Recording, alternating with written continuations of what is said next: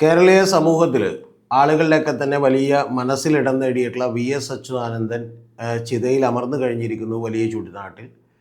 അപ്പോൾ അദ്ദേഹത്തിൻ്റെ ഓർമ്മകളാണ് ഇനി അവിടെ അവശേഷിക്കുന്നത്.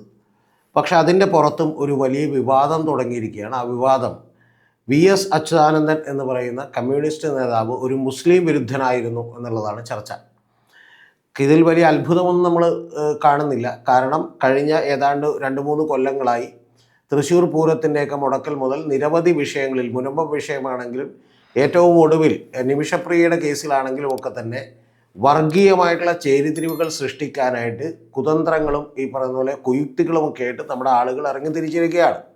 അതിൻ്റെ പ്രധാനപ്പെട്ട ഉദ്ദേശം എന്ന് പറഞ്ഞാൽ കേരളത്തിലെ ഇന്ത്യയിലൊക്കെ നിലനിൽക്കുന്ന മതേതര പാർട്ടികൾ, അല്ലെങ്കിൽ അവരൊരു പരിധിവരെ നമുക്ക് അങ്ങനെ വിളിക്കാമെങ്കിൽ ആ മതേതര പാർട്ടികളൊക്കെ ഇല്ലാതാക്കുകയും ന്യൂനപക്ഷ വർഗീയതയും തീവ്രപക്ഷ വലതുപക്ഷ അല്ലെങ്കിൽ ഭൂരിപക്ഷ വർഗീയതയും മാത്രം ഇവിടെ നിലനിൽക്കുകയും ചെയ്യുക എന്നുള്ള അജണ്ടയുമായിട്ട് കുത്തിത്തിരിപ്പുകാരൊക്കെ ഇറങ്ങിയിട്ടുണ്ട്. അത് മുനമ്പം വിഷയം മുതൽ നിമിഷപ്രിയയുടെ വിഷയത്തിൽ വരെ നമ്മൾ കണ്ടതാണ്. നിമിഷപ്രിയ വിഷയത്തിൽ ഏറ്റവും ആദ്യം അവർ വിലപിച്ചുകൊണ്ടിരുന്നത് അബ്ദുൾ റഹീമിന് വേണ്ടി സൗദി അറേബ്യയിൽ ജയിലിൽ പോയ ആളുകൾക്ക് വേണ്ടി 36 കോടി പിരിക്കാൻ കേരളത്തിലെ സമൂഹമുണ്ട്, പക്ഷേ നിമിഷപ്രിയയ്ക്ക് വേണ്ടി കരയാൻ ആളില്ല, ഒരു രൂപ പോലും പിരിക്കാൻ ആളില്ല എന്ന് പറഞ്ഞുകൊണ്ടാണ്.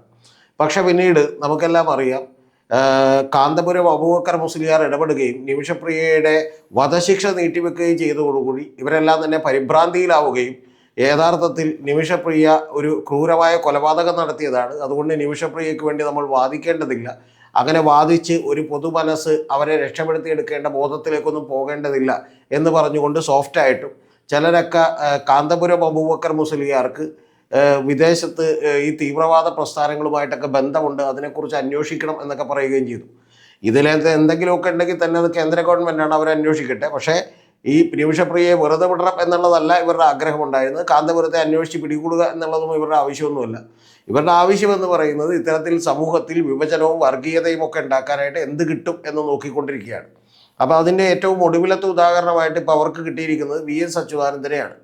ആ വി.എസ്. അച്യുതാനന്ദനെ കിട്ടിയപ്പോൾ വി.എസ്. അച്യുതാനന്ദൻ മുമ്പ് പറഞ്ഞിട്ടുള്ള ചില പരാമർശങ്ങളൊക്കെ ഉയർത്തിക്കൊണ്ട് അദ്ദേഹത്തിനെതിരെ ഇത്തരത്തിലുള്ള ഒരു വിദ്വേഷ ക്യാമ്പയിൻ്റെ വിത്തിട്ടുകൊണ്ടിരിക്കുന്നത് ജമാഅത്തെ ഇസ്ലാമിയും അതിൻ്റെ ചാനലായിട്ടുള്ള മീഡിയ വണ്ണും പിന്നെ നമുക്കറിയാമല്ലോ അവരുടെ പാർട്ടി, രാഷ്ട്രീയ പാർട്ടിയായിട്ടുള്ള വെൽഫെയർ പാർട്ടിയൊക്കെ തന്നെയാണ്.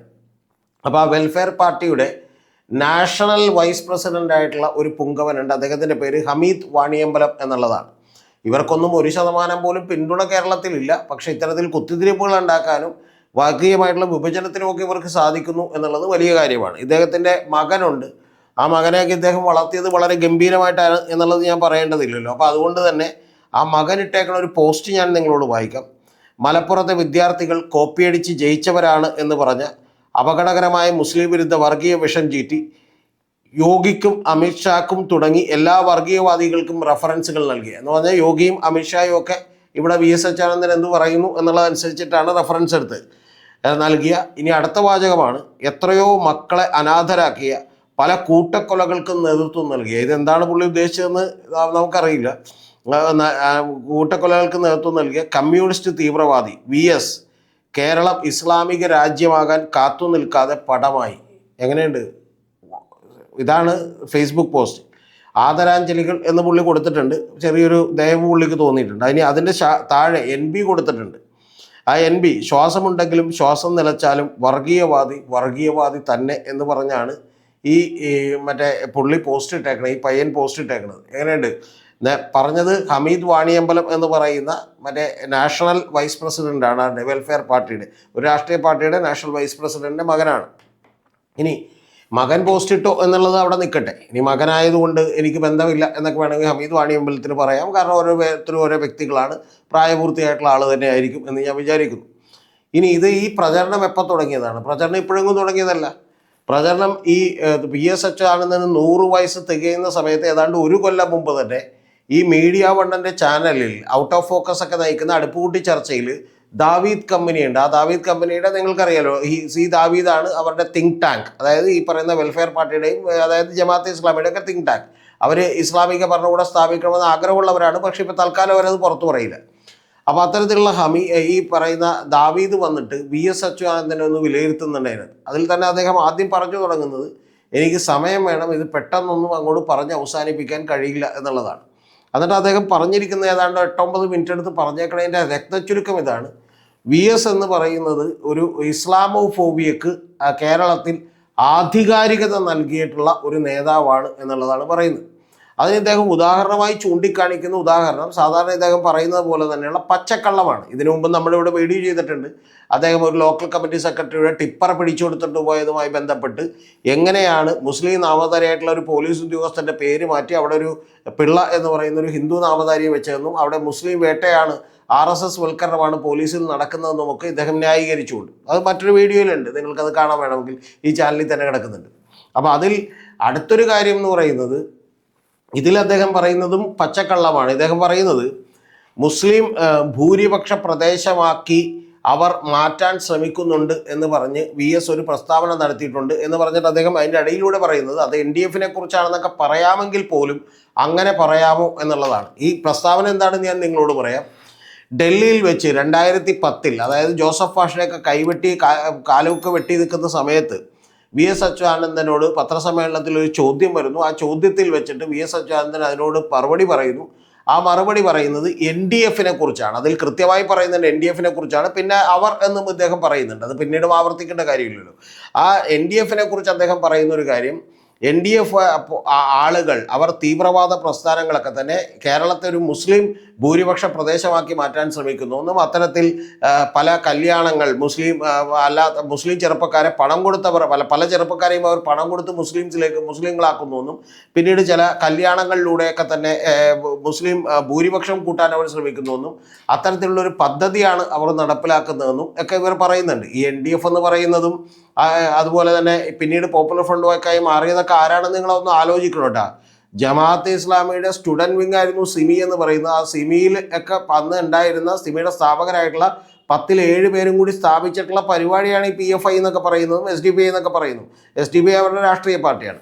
അപ്പോൾ ഇത്തരത്തിലുള്ള ആളുകൾ, ഈ ആളുകളെക്കുറിച്ച് VS പറഞ്ഞിട്ടുള്ള ഒരു കാര്യത്തെ മുസ്ലിം ഭൂരിപക്ഷമാക്കാൻ വേണ്ടി 20 കൊല്ലങ്ങൾക്ക് ശേഷം ശ്രമിക്കുന്നുവെന്ന് VS പറയുന്ന അവരുടെ പ്രവർത്തനങ്ങളെക്കുറിച്ച് പറഞ്ഞ കാര്യത്തെ അടർത്തി മാറ്റിയെടുത്തുകൊണ്ടാണ് VS കേരളം മുസ്ലിം ഭൂരിപക്ഷ പ്രദേശമാക്കാൻ അവർ ശ്രമിക്കുന്നു, അതായത് മുസ്ലിം സമുദായത്തെ ഒന്നടങ്കമാണ് പറയുന്നത് എന്നുള്ള തെറ്റിദ്ധാരണ വരുത്തിയത്.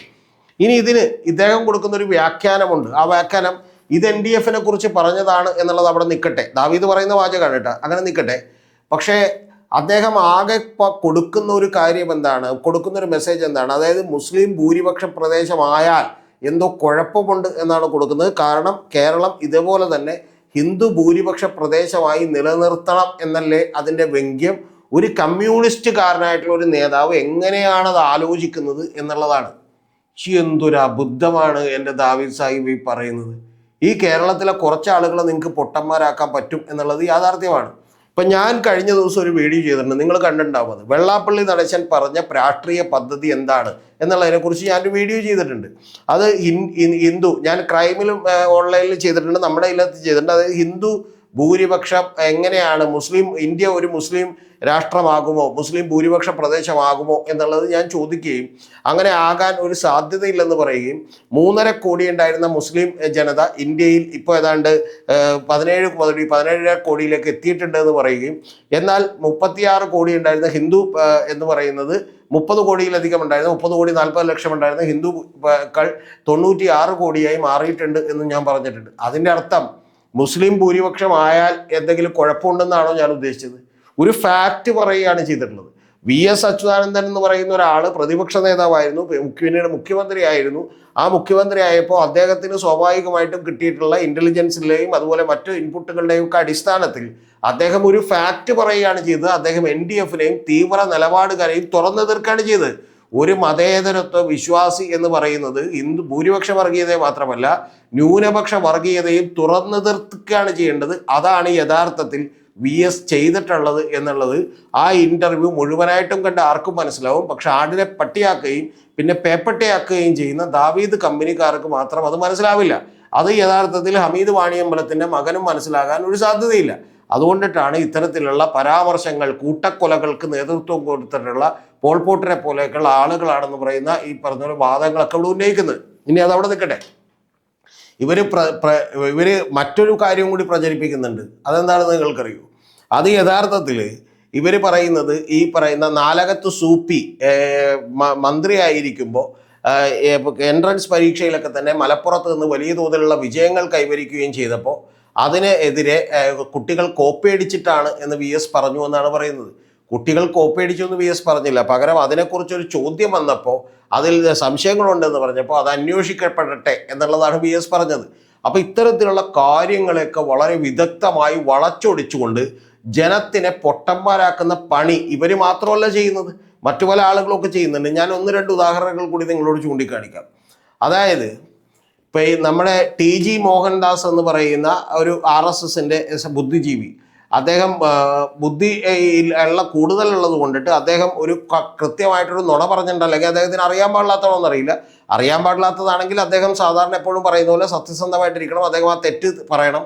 അങ്ങനെ അദ്ദേഹം തെറ്റ് പറഞ്ഞതായിട്ടോ മാപ്പ് പറഞ്ഞതായിട്ടോ ഒന്നും നമുക്കറിയില്ല. അദ്ദേഹം പറഞ്ഞിട്ടുള്ളത് M സ്വരാജുമായിട്ടുള്ള ഒരു ചർച്ചയിൽ അദ്ദേഹം പറയുന്നുണ്ട്, ഒരു ക്ഷേത്രം കത്തി നശിച്ചാൽ അത്രയും അന്ധവിശ്വാസം കുറയും എന്ന് പറഞ്ഞേക്കണത് K ദാമോദരനാണ് എന്നാണ് അദ്ദേഹം പറയുന്നത്. ആ TG മോഹൻദാസ് പറയുന്ന K ദാമോദരൻ എന്ന് പറയുന്ന അദ്ദേഹം ഒരു കമ്മ്യൂണിസ്റ്റ് നേതാവായിരുന്നു.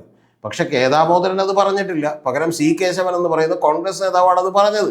പക്ഷേ ഇത് കോൺഗ്രസ് നേതാവാണ് പറഞ്ഞതെന്ന് പറയാതെ ഈ K ദാമോദരനാണെന്ന് പറയുന്ന പച്ച നുണ ഇവർ കൃത്യമായി പറഞ്ഞുകൊണ്ടിരിക്കുകയാണ്. അപ്പോൾ ഇതേപോലെ തന്നെ പലപ്പോഴും CPM-നൊക്കെ അടക്കം പറ്റിയിട്ടുള്ള അപകടം ന്യൂനപക്ഷ വർഗീയതയെ അത്രത്തോളം എതിർത്തിട്ടില്ല എന്നുള്ളതാണ്. ആ വിശ്വാസമുള്ള ഒരാളാണ് ഞാൻ. വേണ്ട വിധത്തിൽ ഭൂരിപക്ഷ വർഗീയതയെ തുറന്നു കാണിക്കുന്നത് പോലെ പലപ്പോഴും ന്യൂനപക്ഷ വർഗീയതകളോട് അവർ തുറന്നു കാണിച്ചിട്ടില്ല. പകരം എളുപ്പത്തിൽ ഭൂരിപക്ഷ വർഗീയതക്കെതിരെ എളുപ്പത്തിൽ ജയിക്കാൻ വേണ്ടിയിട്ട് പലപ്പോഴും ചില ടെമ്പററി ആയിട്ടുള്ള അറേഞ്ച്മെൻറ്റ്സും അഡ്ജസ്റ്റ്മെൻറ്റ്സും ഒക്കെ CPM നടത്തിയിട്ടുണ്ട്. പക്ഷെ അതൊക്കെ വോട്ട് രാഷ്ട്രീയത്തിൻ്റെയും തെരഞ്ഞെടുപ്പ് രാഷ്ട്രീയത്തിൻ്റെയും ഭാഗമായിട്ട് മാത്രമാണ്. അല്ലാതെ വളരെയധികം വർഗീയത ഉള്ളിൽ സൂക്ഷിക്കുന്ന ആളുകളാണ് VS അച്യുതാനന്ദനും പാർട്ടിക്കാരുമെന്ന് ഇവർ ഇതുവരെ പറഞ്ഞിട്ടില്ല. ഇപ്പം അവർ പറയുന്നത് VS അച്യുതാനന്ദൻ ഇത്തരത്തിൽ ഇസ്ലാമോ ഫോബിയക്ക് വലിയ തോതിൽ ഈ പറയുന്ന പോലെ ഒരു ആധികാരികത നൽകിയ ആളാണെന്നുള്ളതാണ്. അത് തന്നെയാണ് ഇവരുടെ ലക്ഷ്യം. ഇവരുടെ ഉദ്ദേശം എന്ന് പറയുന്നത് ഇവിടെ സംഘപരിവാറിനെയും ഹിന്ദുത്വ രാഷ്ട്രീയത്തെയും BJPയെയും ഒക്കെ വളർത്തുക എന്നുള്ളതാണ്. ഇവർ അവിടെ വളരണം, പ്രത്യേകിച്ചും ഇപ്പുറത്തെ സൈഡിൽ എന്ത് ചെയ്യണം, ഇവരും വളരണം. ഇവരുടെ കൂടെ തീവ്രവാദിപരമായ നിലപാടെടുക്കുന്ന മുസ്ലിം ന്യൂനപക്ഷത്തിലെ ആളുകളൊക്കെ തന്നെ ഇവരുടെ അടുത്തേക്ക് വരണം, മുസ്ലിം ലീഗിനെയൊക്കെ വിടണം.